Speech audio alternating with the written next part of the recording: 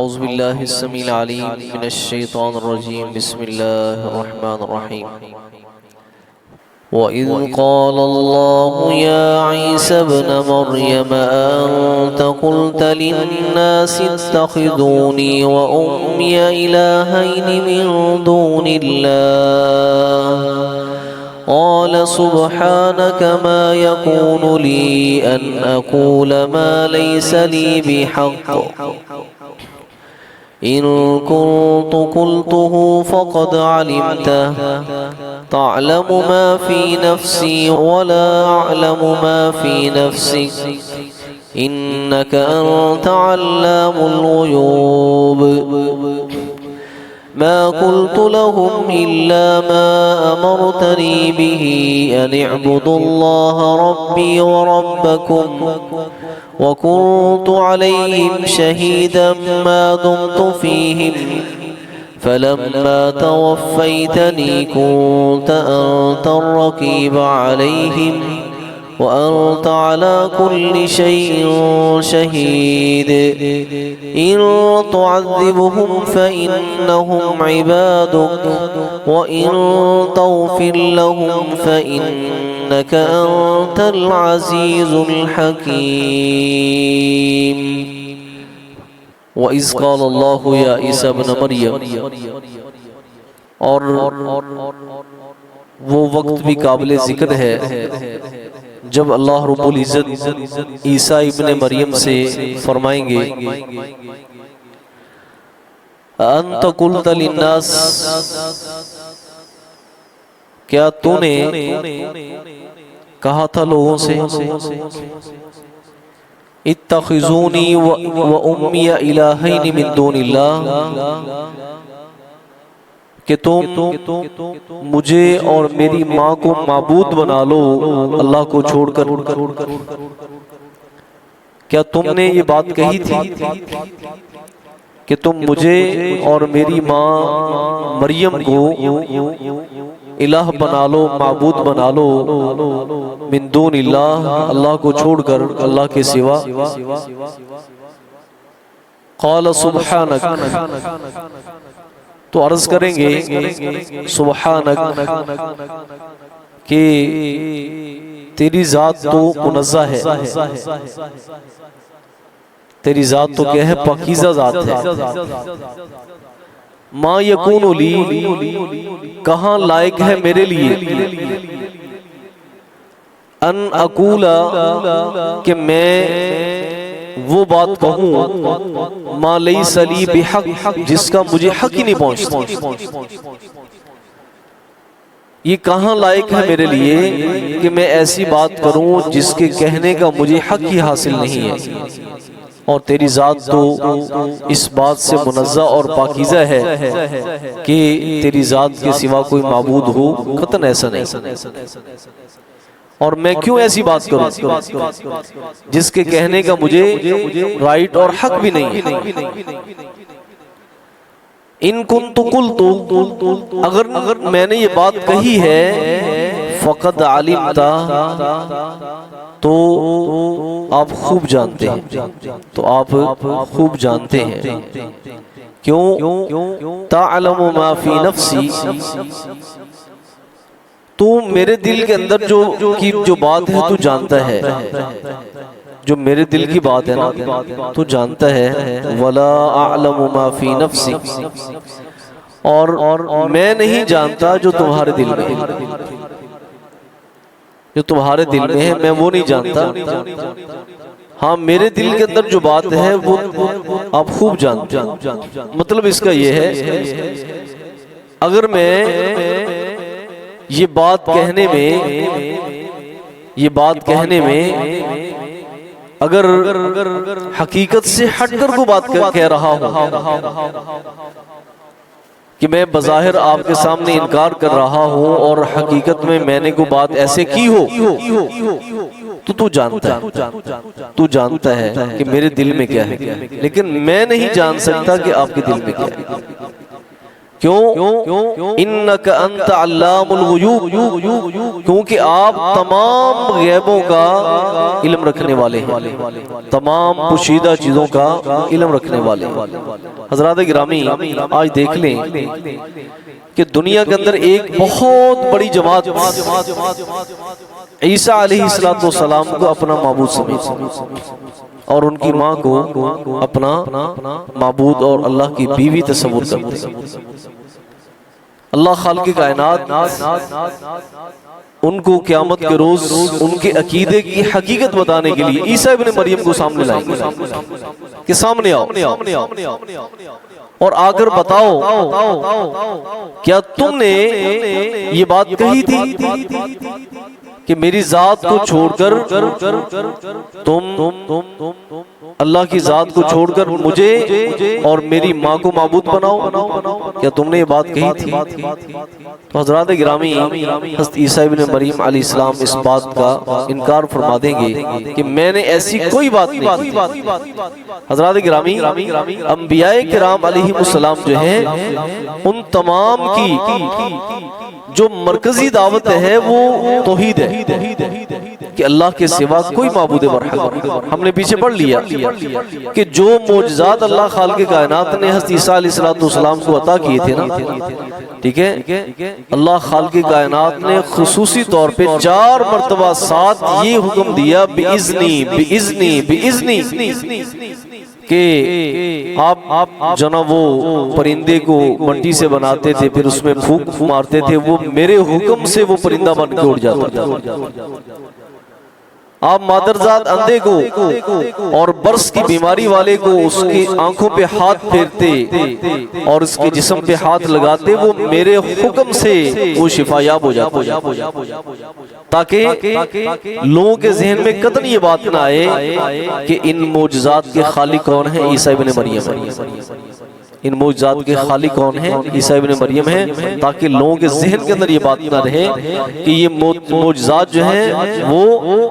اللہ کے حکم سے ہوتے ہیں، پیغمبر کا اس میں ذرا برابر بھی عمل دخل نہیں ہوتا۔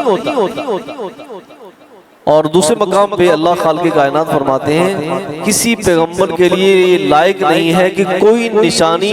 نمودار کر سکے، کوئی معجزہ نمودار کر سکے مگر اللہ کی اجازت کے ساتھ، مگر اللہ کی اجازت کے ساتھ۔ تو ہمارے ہاں بھی چند ایک ایسے عقائد پائے جاتے ہیں نبی کریم صلی اللہ علیہ وسلم کی ذات کے بارے میں، ہم بھی، ہمارا معاشرہ بھی غلو کرتا ہے، ٹھیک ہے، جدو چاہے چند توڑ دا، جدو چاہے چند جوڑ دا، ٹھیک ہے، پیغمبر کی مشیت نہیں چلتی، اللہ کے پیغمبر صلی اللہ علیہ وسلم کی مشیت نہیں چلتی، اللہ کی مشیت چلتی ہے۔ قرآن مجید ہمیں بار بار کہتا ہے وَمَا تَشَاءُونَ إِلَّا أَن يَشَاءَ اللَّهُ، جو تم چاہو گے وہ نہیں ہو سکتا، اور جو اللہ کی ذات چاہے گی وہی ہوگا۔ نبی کریم صلی اللہ علیہ وسلم ما کان لرسول ان یأتی بآیۃ الا بإذن اللہ، کوئی پیغمبر اپنی مرضی سے کوئی معجزہ رونما نہیں کر سکتا مگر اللہ کی اجازت کے ساتھ۔ جب اللہ کی اذن ہوتی ہے، اللہ کی اجازت ہوتی ہے، تب جو ہے وہ انبیاء کرام کے ہاتھ پر کیا ہوتے ہیں؟ معجزات نمودار ہوتے ہیں۔ ہم نے تو اپنے پیروں فقیروں کو جو نا اس قدر بڑھا دیا ہے اور ان کے بارے میں یہ عقیدہ کہ یہ جب چاہیں جیسے چاہیں کر سکتے ہیں، جب چاہیں جیسے چاہیں یہ کر سکتے ہیں، حالانکہ اللہ خالق کائنات فرماتے ہیں ان کو تو قبروں کے اندر یہ بھی معلوم نہیں ہے ایان یبعثون کہ انہیں دوبارہ کب اٹھایا جائے گا، قبروں سے کب ان کو اٹھایا جائے گا۔ تو دیکھیے عیسیٰ ابن مریم علیہ السلام نے جو نا وہ کیسے حقیقت کو واضح کر دی۔ آگے دیکھیے اور بھی فرمائیں گے، فرمایا ما قلت لهم الا ما امرتنی به، میں نے ان سے کوئی بات نہیں کی، ما قلت لهم، میں نے ان سے کوئی بات نہیں کہی، الا ما امرتنی به، مگر وہی بات کی ہے جو تو نے مجھے حکم دیا کرنے کا، جو تو نے مجھے حکم دیا ہے۔ اور حکم کس بات کا دیا تھا؟ ان اعبدوا اللہ ربی و ربکم، کہ تم صرف اللہ کی بات کرو جو تمہارا رب بھی ہے اور میرا رب بھی، تم اللہ کی بات کرو، ربی و ربکم،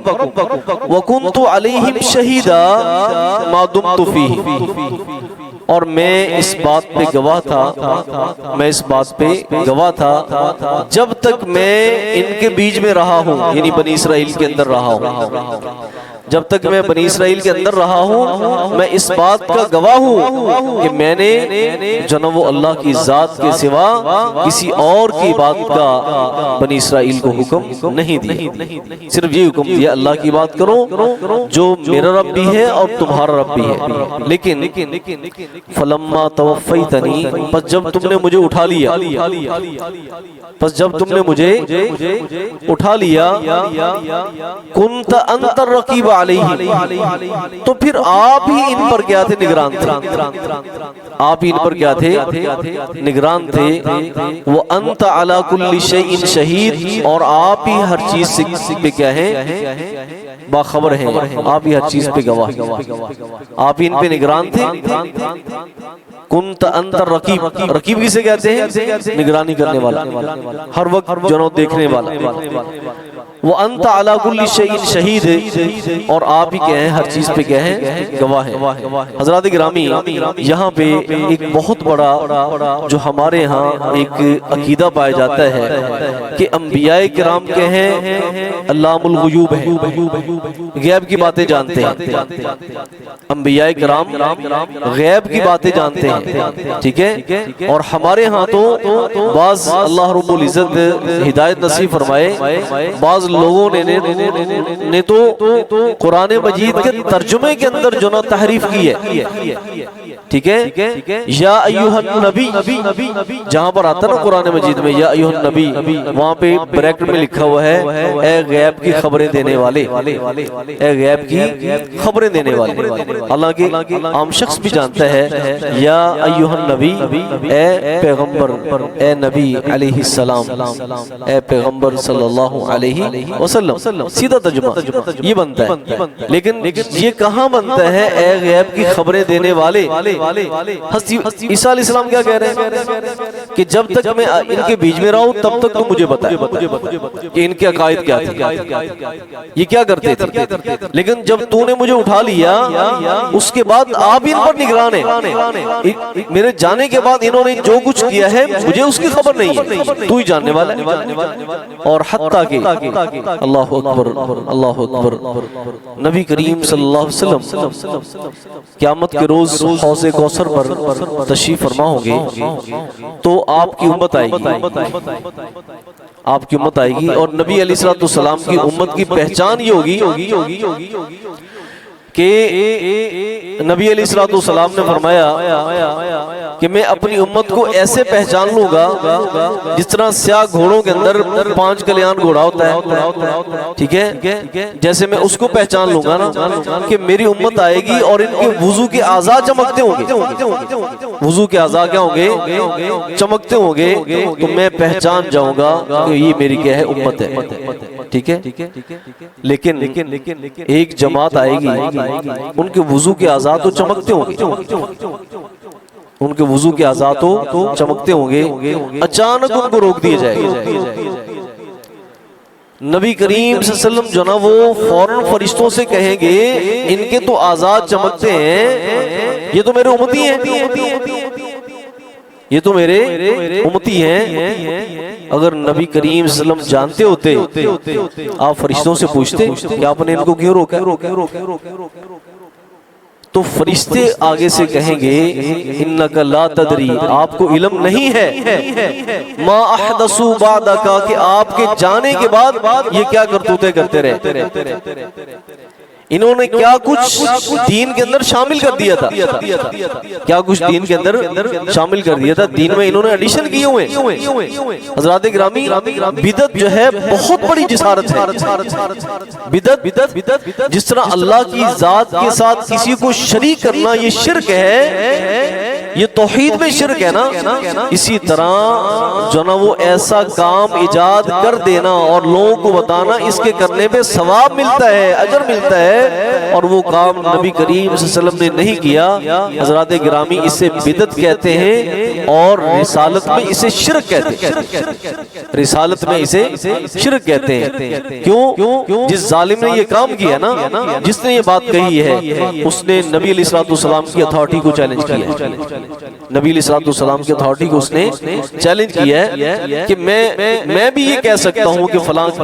جو نا کام پہ کیا ملتا ہے, اجر ملتا ہے. حالانکہ اجر اسی کام پہ مل سکتا ہے, اسی نیکی پہ مل سکتا ہے جس کا کرنے کا اللہ نے حکم دیا ہو اور نبی کریم صلی اللہ علیہ وسلم نے حکم دیا. تو ہم بڑے اس بارے میں جو نا وہ بس اوقات اپنے عقیدے پہ کمپرومائز کر لیتے ہیں. قرآن مجید کو پڑھتے نہیں, احادیث کو پڑھتے نہیں, نبی علیہ الصلوۃ والسلام کے سیرت طیبہ کا مطالعہ نہیں کرتے, اور ہر ایک گہرے گہری کی بات کا شکار ہو جاتے ہیں اور ان کے مطابق اپنے عقائد بنا لیتے ہیں. تو حضرات گرامی ہمیں قرآن مجید پڑھنا پڑے گا. ایک ایک آیت جو نا وہ ہمارے کانسیپٹ کلیئر کرتی ہے, اور ایک ایک آیت جو نا وہ ہمارے عقائد کی اصلاح کرتی ہے, عقائد کی اصلاح کرتی ہے. عیسیٰ ابن مریم کیا فرمائیں گے اللہ کے دربار میں؟ عرض کریں گے کہ جب تک تمہیں ان کے بیچ میں رہا مجھے خبر ہے, میں علام الغیوب نہیں, اور جب تو نے مجھے اٹھا لیا تو ہی ان کے بارے میں جانتا ہے, میرے جانے کے بعد کیا کرتے ہیں مجھے کیا خبر. اللہ اکبر. تو آگے کچھ سفارش بھی کریں